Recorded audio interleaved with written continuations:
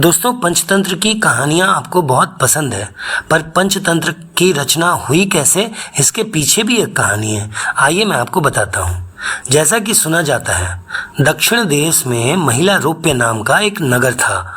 वहाँ एक महाप्रतापी, महादानी, अमर शक्ति नाम का राजा राज्य करता था। राजा को किसी चीज़ का अभाव नहीं था। उसके पास अनंत धन राशि थी। उसके खजाने रत्नों के अंबार से पटे पड़े थे, किंतु फिर भी वो दुखी और चिंतित रहता था।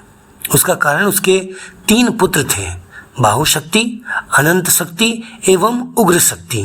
अपने पिता के गुणों के ठीक विपरीत राजा के वे तीनों ही पुत्र विनयहीन, उदंड और महामूर्ख थे।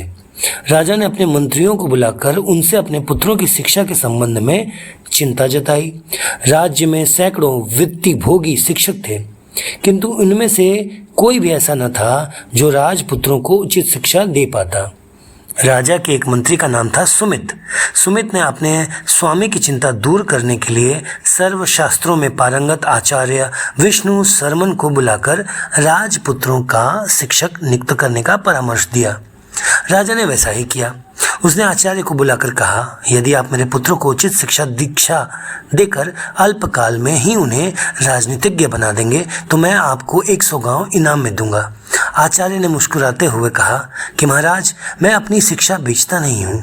मुझे आपके इनाम की कोई इच्छा नहीं।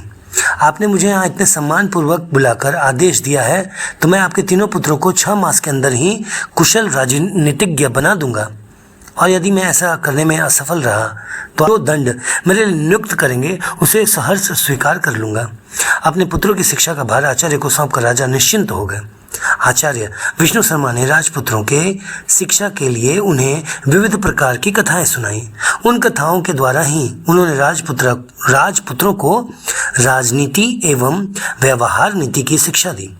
उन कथाओं का संकलन ही पंचतंत्र कहलाता है।